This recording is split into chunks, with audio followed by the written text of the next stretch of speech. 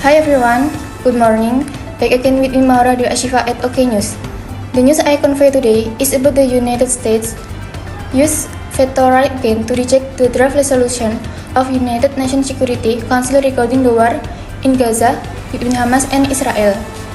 It was the veto of United States to against a United Nations Security Council resolution demanding a ceasefire in Gaza.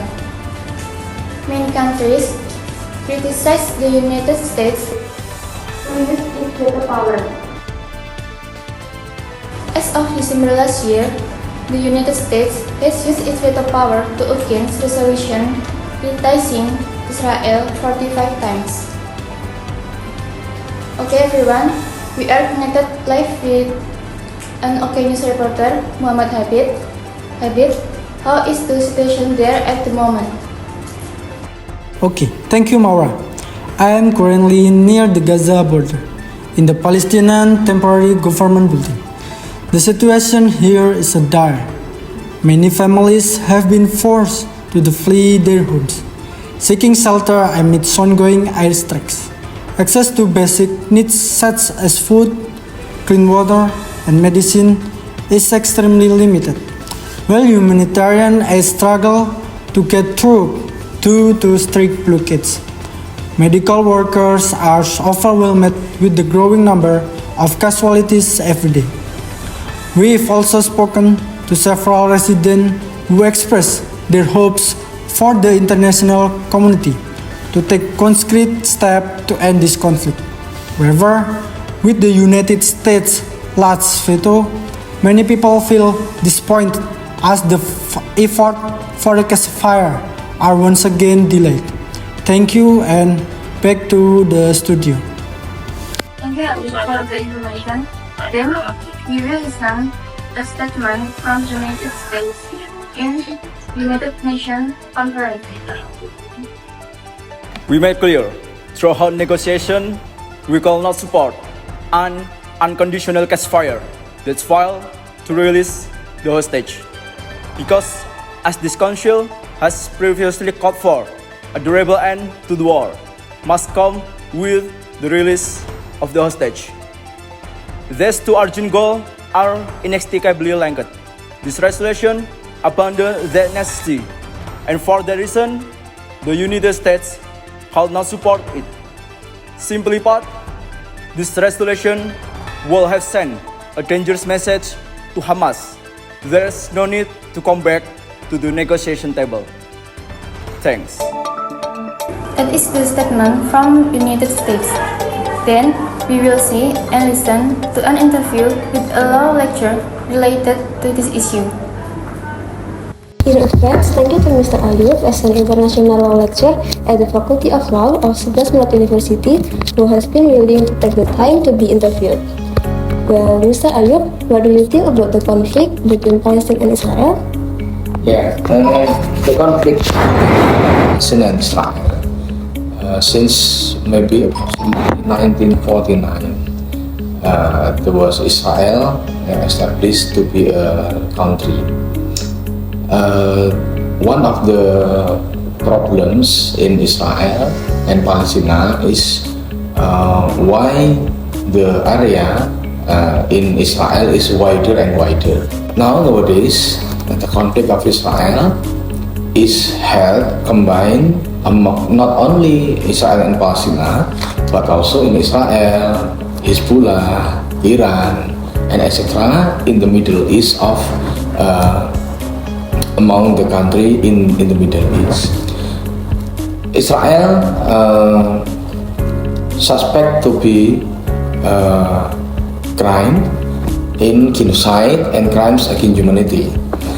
But in my opinion, the activity of Israel in this conflict is a violation about not only genocide, but also in international crimes against humanity.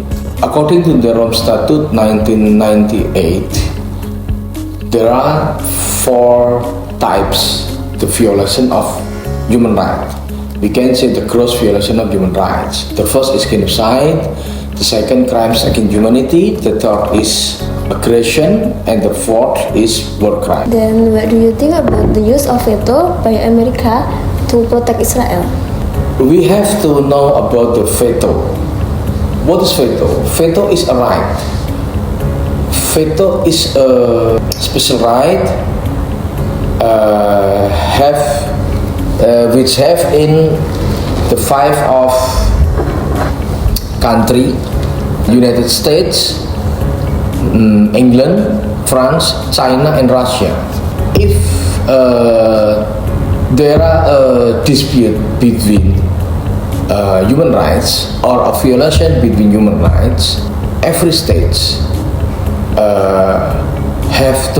every state which have the veto can use it. But I think it is very difficult to bring the Israel and Palestine conflict in PBB, in what is the meaning of General Assembly maybe. I think it is very difficult because of there are a good relation between United States and Israel. Maybe the United States always used a veto to protect Israel and to combat and to contact with the other country which use the recommendation to give punish for Israel. I think it is very difficult because of the relationship between United States and Israel. That is the interview with a law lecturer. Then, we will listen to an expert opinion on this issue. As an expert, I will explain that the United States veto in the United Nations Security Council, which is often used to support Israel, has significant pros and cons. On the pro side, in my opinion, the goal of the United States is to use its veto to protect its strategic allies in the Middle East, maintain regional stability, and prevent resolutions that are considered unbalanced or anti-Israel. In addition, this support also reflects the commitment to allow strong alliance between the two countries. However, on the contrary side, the use of veto power is often considered as an obstacle to a peaceful solution to the Palestine and Israel conflict, because it is considered to hinder international pressure on Israel to respect Palestinian rights. This also triggers the perception that the U.S. prioritizes its political interests over justice and international law, which risks damaging the credibility of the United Nations and increasing tensions in the region. Overall, this decision reflects the dynamic of the geopolitical complex, but also raises a debate about fairness and balance in global decision-making. That is the news for this morning. Thank you for staying with us. Stay safe and have a wonderful day. I am Maura Dwi Ashifa. See you.